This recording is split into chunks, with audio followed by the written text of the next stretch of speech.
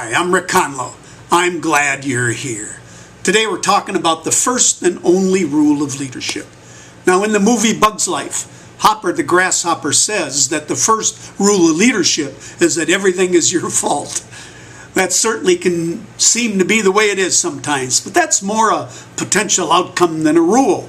I have heard it said a couple other ways. Show up and just be yourself. Now, these can relate to good advice, but you can't lead your teams if you aren't involved, and leading from on high through edicts and emails and phone conferences and texts don't cut it today. Never really has. Now, we may use those methods to communicate, but leadership is a high contact process. It's about a personal relationship. So here's the problem with leadership today. Two key things. First, there's a high level of leadership distrust. 63% of employees don't trust executives. And second, 85% of employees worldwide are disengaged. Now, lower employee engagement, as we all know, leads to poor results. But these low numbers continue to happen. This top-down approach to leadership never really worked because it's about holding on to power, not releasing the potential of people. Trust is broken at unprecedented levels all across organizations. So there's an antithesis to the first rule of leadership. Here's an example. Tony Hayward, former CEO of BP, the oil company, declared this antithesis when there was the Deep Horizon oil spill of 2010. The worst spill in U.S. history. In dealing with this problem, Hayward said, "I want my life back." That's what he told the media. And then he commented to the BP board, "What did we deserve to get this?"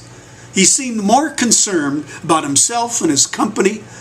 And like so many other executives and managers, he wasn't concerned about the people, the employees who died, the environmental impact, and the economic disaster to their communities and their families.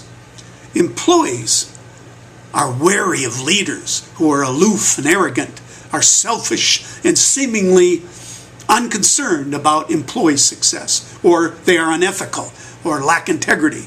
Employees have problems, of course, with leaders who treat them with a lack of disrespect and no compassion or kindness, or don't listen to their concerns, or deal fairly or timely with the problems that come up. So here it is. The first rule of leadership is this: it isn't about you. That's how you turn around disengagement and dissatisfaction and create high-performing teams, is you focus on the team. It builds trust. And rare are the leaders today who take the time to understand the people, to listen, to empathize, to act on the needs of the issues of the employees, let alone the customers.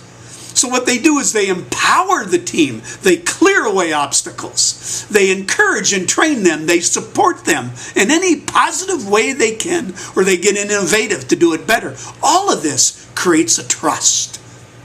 Here's another bad example of how leaders act. Donald Rumsfeld, former U.S. Defense Secretary, said this statement: "Reports that say that something hasn't happened are always interesting to me because, as we know, there are known knowns.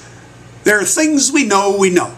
We also know there are known unknowns. That is to say, we know that there are some things we do not know, but there are also unknown knowns. The ones that we don't know, we don't know." Now, this kind of government-ease talk or executive talks alienates others.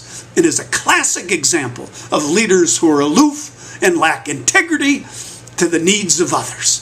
They don't care about the first rule of leadership. In contrast, Nelson Mandela said this: "A good leader can engage in a debate frankly and thoroughly, knowing that at the end he and the other side must be closer and thus emerge stronger." We don't have that idea when we are arrogant, superficial, and uninformed, he said. That's a big problem, isn't it? So act on the first rule of leadership. Focus on your team and help them win. And as you do, you shall succeed. I appreciate you coming and wish you the best of success.